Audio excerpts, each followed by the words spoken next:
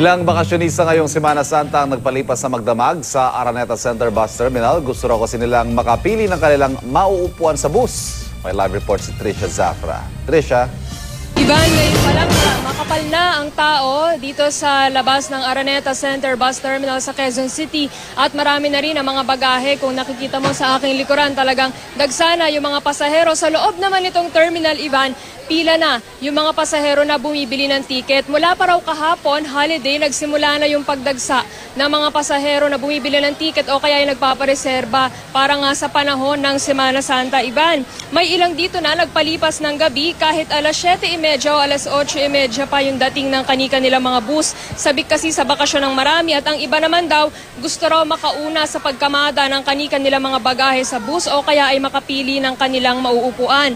Ang ilan naman, Ivan, gaya ng nakausap nating pasahero na si Christopher kanina at yung kanyang mga kaibigan, maagang nag-abang dito sa terminal para makatawad ng pamasahe papuntang Catbalogan, Samar. Dati-rati raw kasi 800 to 900 pesos ang singil sa kanila bawat isa, samantalang kanina raw sinisingil sila ng mahigit 1,000 piso.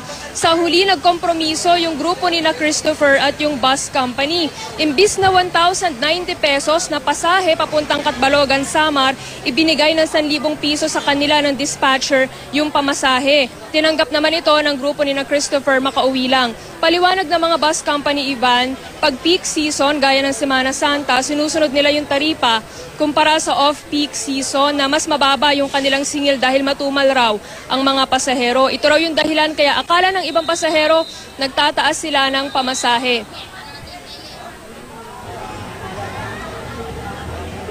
Ivan, paalala sa ating mga pasahero, maaari nilang hingin yung kopya ng fare matrix na yan mula sa mga bus company para maiwasan yung hindi pagkakaunawaan at malaman nila kung tama ba yung pamasahe na sinisingil sa kanila ng mga bus company. Ivan?